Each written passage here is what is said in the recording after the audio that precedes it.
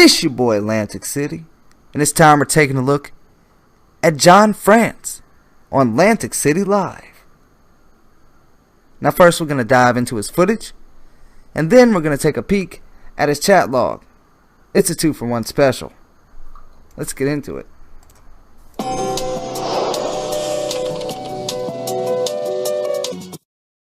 Here's a man who seems to be casing the house, afraid to pull in.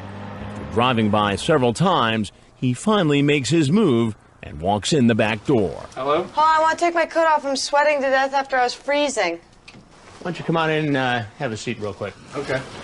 He's 33-year-old John Frantz, a mechanical engineer. He's been chatting online with a decoy who says she's 14. Unlike all the men you've met so far, Frantz, whose screen name is Net Buckeye, is very careful when it comes to talking about sex. When the decoy, Chicky Girl, asks, "Got any condoms?" he says, "What are those? Just kidding." Then he says, "No worries." She says, "Is that a yes?" And he replies, "Don't worry, I'm not going to do anything without a condom." But when I confront him, he says he has no interest in sex. I'm confused, though. So if you don't have any interest in that sort of activity, why then chat up a 14-year-old girl and come to visit her? I'm lonely. That is the bottom line. Really? Yeah. He's a little ornery. Yes. Very lonely.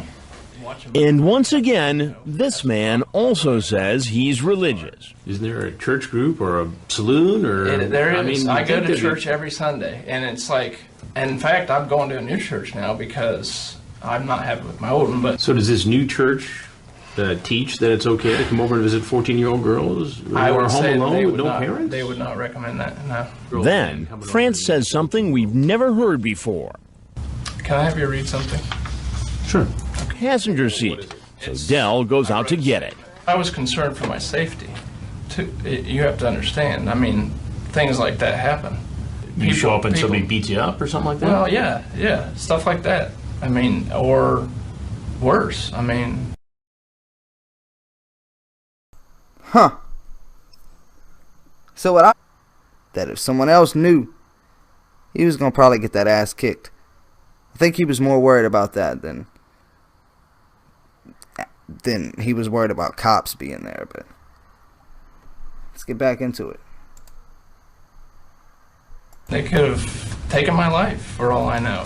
He opens the note and starts to read. At 8 p.m. tonight, I'm meeting a person whom I met online. He goes on to say that the girl tried to lure him into talking about sex, which he politely declined, and that he's suspicious about her identity. If she really is who she says she is, my intention is to befriend her and try to mentor her. So could this man really be here just to mentor a troubled teen? Detective Burns says he's not buying this story. Well, we refer to it at the office as an alibi letter. Alibi letter. Yeah. It was composed in such a way that it's our belief that he put it there, that if he should get caught, made it appear that he was completely innocent. And the detective says the way Frantz cased our house does not make him look like a man on a rescue mission. When you look at a vehicle that pulls up in front and stops, drives by, comes back, does the same thing again, if it is his intent that he's going to go in there and counsel her with this girl, why would you struggle with that issue? I think we saw the battle. Hey, that's a good point. From within as to whether or not he was going to get caught. How you doing? But because his case is so unusual, he doesn't get arrested. At this time, we just want to talk to you. Until after his interrogation. Comes back, does the same thing again. If it is his intent that he's going to go in there and counsel her with this girl, why would you struggle with that issue? I think we saw the battle from within as to whether or not he was going to get caught. How you doing? But because his case is so unusual, he doesn't get arrested. At this time, we just want to talk to you. Until after his interrogation.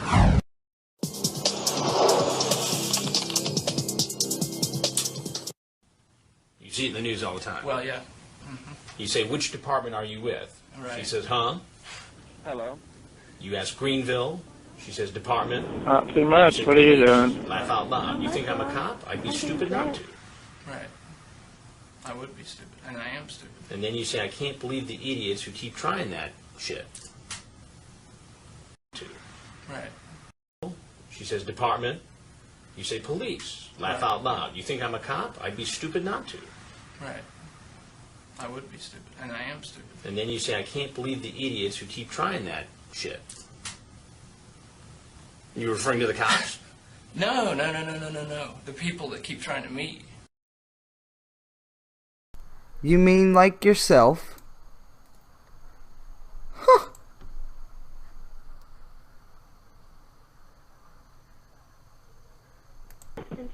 Now I have here some of the phone call. Or no, I think that's going to be ugly. Okay. Okay. Why do you want to know about Amy? Are you I don't know. You were something? just talking about her. I don't know. So he wasn't arrested?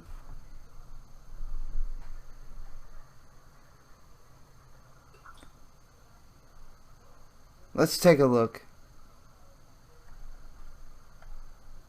at his perverted justice page.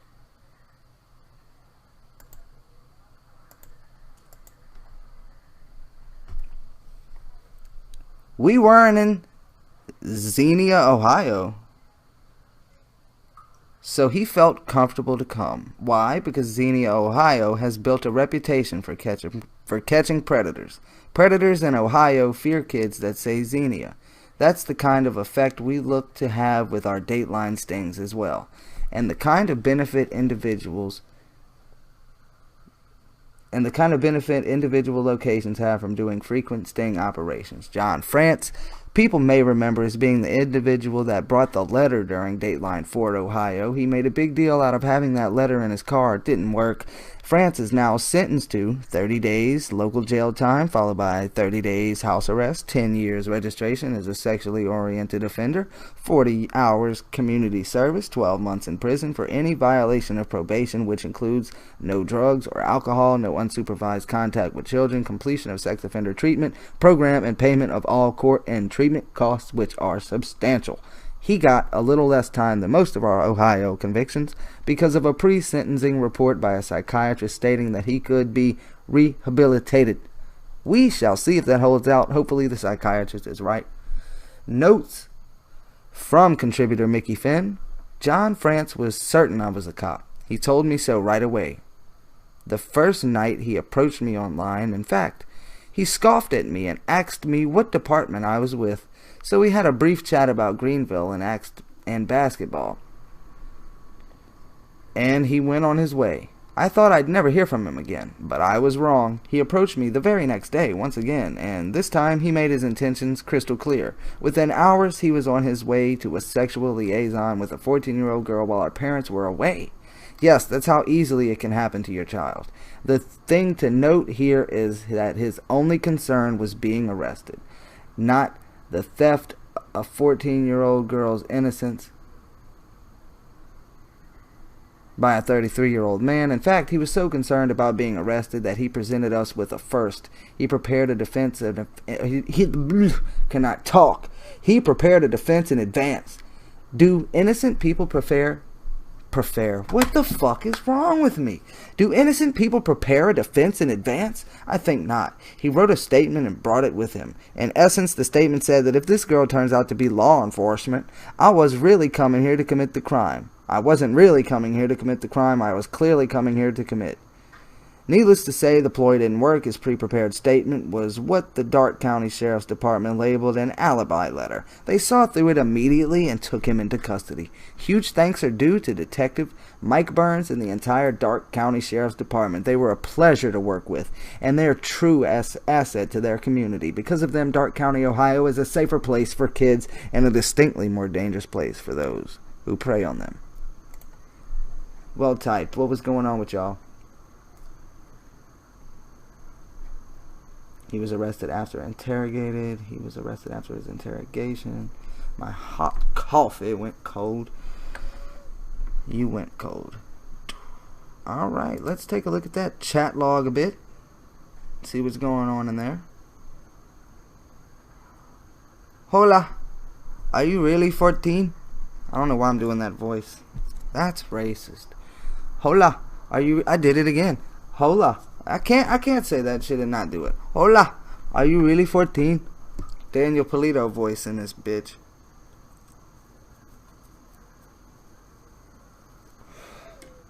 Hi. Yeah. No way. You look older. Why you say that?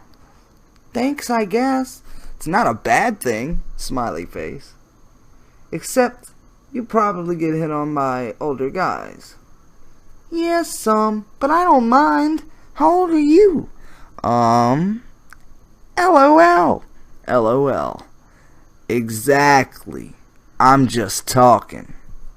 Really? I don't mind if you're older, so just say. I'm 33. That's cool. Guys my age are dorks. Yeah, immature. You in Ohio? Yeah. Yeah, very. Which department are you with? Huh? Greenville? Department? Police. LOL. You think I'm a cop? I'd be stupid not to. Ha ha ha ha. Wrong voice. Ha ha ha ha. I can't believe the idiots who keep trying that shit. Yeah, the cops are hiring 14-year-olds now. No, they pose as 14-year-olds. Who does? Cops? Cops everywhere. Heck yeah. I never met no cops here. It's in the news every other week. Of course they're not going to tell you. Then how you know? Besides, they're looking to bust pervs, not you. I hear about it on the news. Xenia cops do it all the damn time. Well, I don't know what to tell you. I'm no cop. Okay.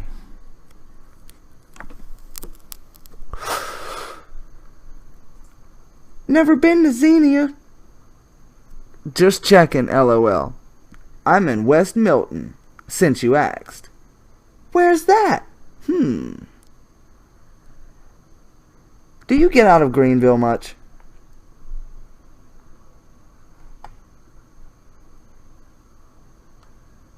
It's only like 20-25 minutes away. Yeah, I've heard of it. I'm just not sure where it is. Take 571 East, you run right into it. Jog at McDonald's. Cool, so not far? Nope. Hicksville. Just like Greenville. Ha ha ha. Greenville is Hicksville big time. Tell me about it. Big damn belt buckles and boots. LOL. Yeah, you been here, I can see. You don't act 14 either. How's that? Well, your vocabulary and typing skills for one. Good point. He is nervous. So maybe he was actually more worried about being arrested than being beat up, but he switched his story when he got to Chris Hansen. I don't know. What do you think? Nobody's ever said that before. Well, they're not too perceptive then. I chat with friends all the time when we type like this. I guess that's all you do now, isn't it? I forget that. Huh? Blog chat. Ha, everyone does it. So kind of boring. Let's see if anything sticks out. How tall are you? Laters, you on? Hey, what's up? You mean pot? So you smoke? You mean pot or cigs? Yes, both. Oh, he wasn't talking to me. Yeah, to both. Oh, you're naughty, aren't you? Sometimes. I'm not a big time pothead, but I like it. And now and then. Yeah, I've done it before, not too often. I'm looking at your MySpace. That's creepy. You really are naughty. Yeah, I like it. Do you have a boyfriend? So, okay. So apparently he doesn't care about her being a cop anymore, at least right now. Interesting, you have a 35-year-old on your MySpace friends. Huh. You mad that some other 35-year-old is talking to her?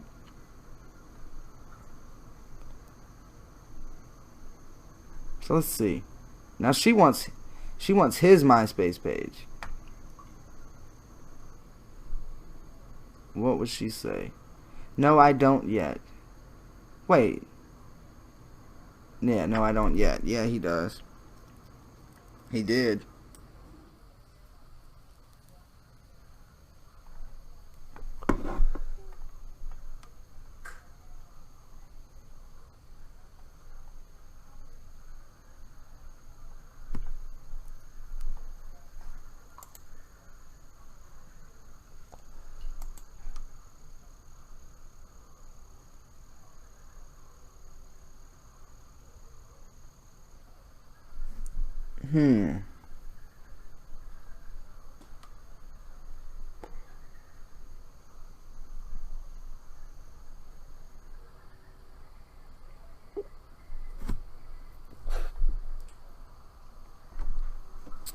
Let's see, so he wants to talk to her. Blum blum. Mike's Hard Lemonade, so now he wants to... Okay, now it's getting interesting. You have a webcam. No, I wish I did. Thinks I'll do strips online or something. I know he liked reading that. You calling? I gotta get off and find my cell. Huh. Remember those days? I don't. Hey, I accidentally closed the chat window and didn't have you added. Oh no, that's the biggest fuck up.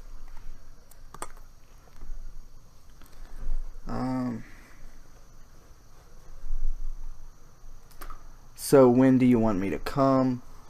I just need a little time to get ready. How about 8? Okay, where do you live? Edit, edit, edit. Okay, so you think you can find it. So if I get lost, I can call that number. Yeah, I mapped it. Probably not. Better to call since parents got this privacy thing. You're not on the east side of Greenville. Must be in the country. If you're late, I'll call you. Yeah, kind of out in the boonies. Okay, I dropped my lighter. Where to go? Here it is. I found it. I won't call unless you stand me up. Then I might. Hashtag chain smoker. You like skirts or tight jeans better? This is a very... Just imagine if Lauren had this decoy. You like skirts or tight jeans better? This decoy is really getting into it. But you know what? She probably feels like she has to, because he was already thinking she was a cop. So she probably, or he, whoever, you know, the decoy, who was portraying the decoy, probably thought, I need to step it up a notch. I need to go all in with this. I need to get him on the hook. So that's probably why. What do y'all think about that?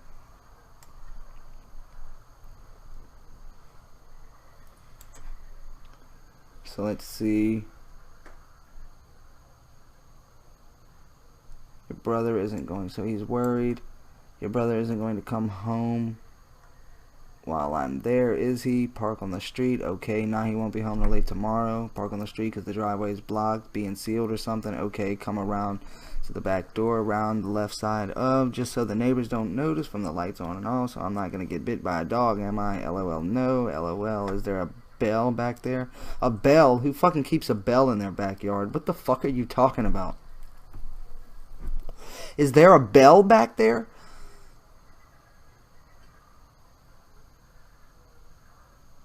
A bell?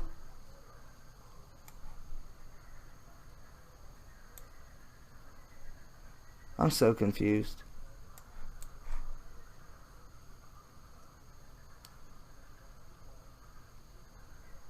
The bitch said, got any condoms? Said, what are those? Just kidding. You're a jokester. You're a jokey bastard, huh? John Frantz? So let's see. You are very persistent. You ain't seen nothing yet. Wait and see. I can't imagine. LOL. You better get ready. Come on, a little hint of what you'd like. I'd rather do it than talk about it, like you said. Not in a cyber at all. Okay, should I wear thong or panties or neither? I like surprises. Guys are easy to figure out. I'll go with neither. LOL. you're not making it hard to figure out either. And anticipation is the sexiest thing there is, no doubt about that. Oh, what kind of car? So I can watch for you. Silver Nissan Panther. Panther, what the fuck? Pathfinder. K, I'll go get ready now. 8, right? Okay, yes. See you then. Cool, smiley. Yep, bye, Erica. So we just took a look at the chat log of John Frantz. And we're going to take another look at the footage one last time. And then I'll try to get into him. Pause.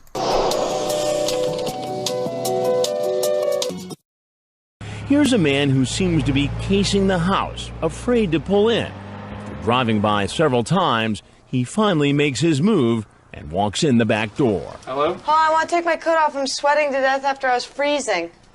Why don't you come on in and have a seat real quick? Okay. He's 33-year-old John Frantz, a mechanical engineer. He's been chatting online with a decoy who says she's 14. Unlike all the men you've met so far, Frantz, whose screen name is Net Buckeye, is very careful when it comes to talking about sex. When the decoy, Chicky Girl, asks, "Got any condoms?" he says, "What are those?" Just kidding. Then he says, "No worries." She says, "Is that a yes?" And he replies, "Don't worry, I'm not going to do anything without a condom." But when I confront him, he says he has no interest in sex. I'm confused, though. So if you don't have any interest in that sort of activity, why then chat up a 14-year-old girl and come to visit her? I'm lonely. That is the bottom line. Really? Yes. Very lonely. And once again, this man also says he's religious. Is there a church group or a saloon or? There is. I go to there'd be- church every Sunday, and it's like, and in fact, I'm going to a new church now because I'm not happy with my old one. But So does this new church teach that it's okay to come over and visit 14-year-old girls who I are would home say alone they with would no not. parents? They would not recommend that. No. Then, France says something we've never heard before. Can I have you read something? Sure. Okay. He tells us that out in his car, there's an envelope on the passenger seat. So Dell goes out to get it. I was concerned for my safety. You have to understand. I mean, things like that happen. You show up and people- somebody beats you up or something like that? Well, yeah, stuff like that. I mean, or worse. I mean, they could have taken my life for all I know. He opens the note and starts to read. At 8 p.m. tonight, I'm meeting a person whom I met online. He goes on to say that the girl tried to lure him into talking about sex, which he politely declined, and that he's suspicious about her identity. If she really is who she says she is, my intention is to befriend her and try to mentor her. So could this man really be here just to mentor a troubled teen? Detective Burns says he's not buying this story. Well, we refer to it at the office as an alibi letter. Alibi letter. Yeah. It was composed in such a way that it's our belief that he put it there, that if he should get caught, made it appear that he was completely innocent. And the detective says the way France cased our house does not make him look like a man on a rescue mission. When you look at a vehicle that pulls up in front and stops, drives by, comes back, does the same thing again, if it is his intent that he's going to go in there and counsel with this girl, why would you struggle with that issue? I think we saw the battle from within as to whether or not he was going to get caught. How you doing? But because his case is so unusual, he doesn't get arrested At this time, we just want to talk to you. until after his interrogation.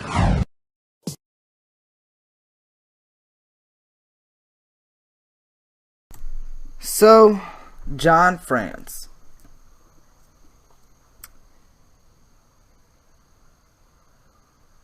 He appears to be a very nervous individual, a very anxious bastard. He was clearly struggling with getting caught. Not so much if he was going to go through with it.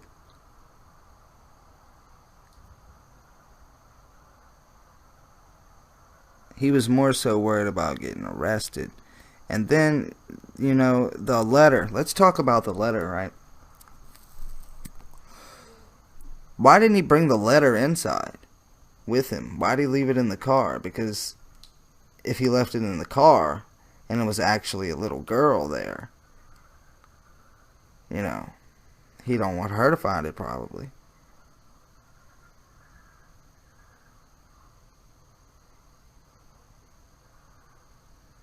The letter, like what's his name said, an alibi letter. What do y'all think about the letter? This is, you know, we're doing Atlantic City Live, talking about John Frantz.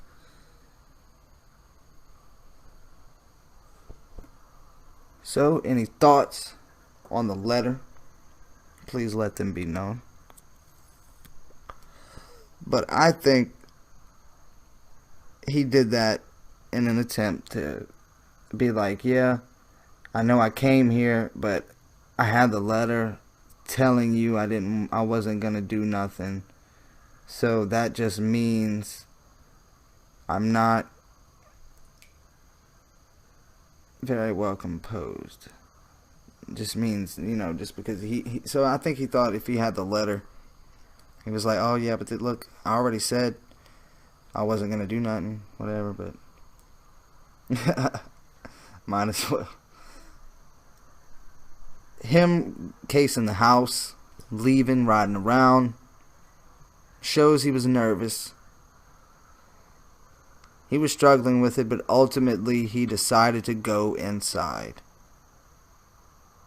No matter how much suspicions he had, definitely wine lover, definitely. No matter how many suspicions he had, no matter how much he was worried, it wasn't enough to keep him from going in the house, much less driving there to begin with. To making the letter. Let's think about the letter. Like what was the thought process while he was writing that letter? He's like, oh, I'm going to write this and it's going to, you know, just in case. Clearly he was conflicted, but he still chose to write the letter or type it, whatever, hop in his wheels, you know, whipping wilding in his wheels. He drove to the house, and no matter if he cased it and went back and forth or not, he still went in. So I think his intentions were clear, that no matter how much he may have been scared of doing this and getting caught, I don't think he showed any real sense of being scared of actually going through with the crime he was there to commit. Yeah, seriously. Let's take another peek right quick. I don't really want to read it. I just want to see if we missed anything. You know, that maybe he said something that I missed, but I don't know. I don't think we did. But just an odd guy. Let's finish the last bit of footage. It's just a chunk of seconds left, so.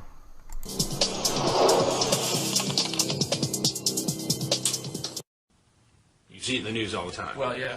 Mm-hmm. You say, which department are you with? Right. She says, huh? You ask Greenville. She says, department. You say, police. Laugh out loud. You think I'm a cop? I'd be stupid not to. Right. I would be stupid, and I am stupid. And then you say, I can't believe the idiots who keep trying that shit. You referring to the cops? No. The people that keep trying to meet.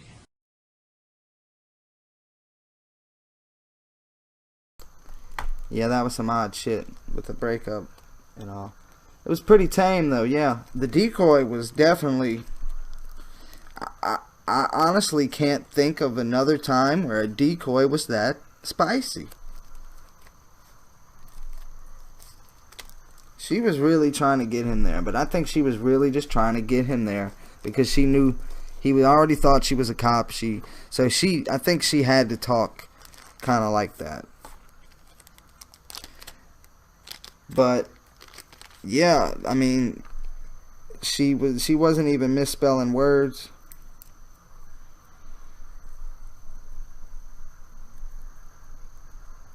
I mean, it was some shit. So, any final thoughts about John Frantz? Anyone here? While I try to think of some final words to say about John Frantz.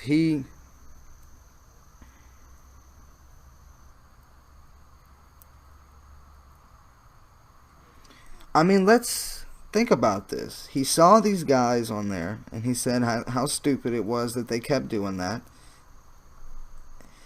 I'm not sure he really showed any signs that he was really attracted to children, or teenagers, or whatever. And when teenagers is pushing it, I mean, 19-year-olds are teenagers. So I don't know. I don't know if he did, but clearly it was something about this encounter that led him to that house, despite all of the man, I'm all out of words tonight. Despite all of the nervousness, despite all the speculation that it's a cop, he didn't care. He still showed up. It wasn't enough to persuade him out of going.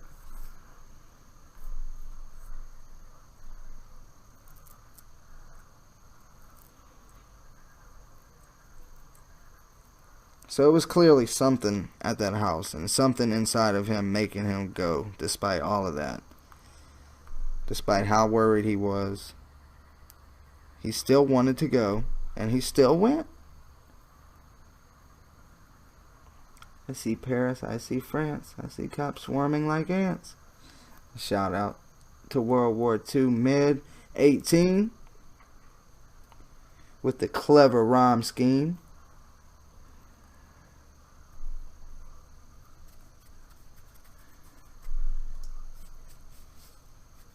So yeah, I think that's gonna wrap it up about John Frantz. I don't really know what else to say about this man. He's clearly conflicted about something. I don't know if he is. I don't know. I really don't know what else to say about John Frantz, because he appears to be an odd individual. He appears to have been very nervous. He appears to have known what he was going to do there was wrong.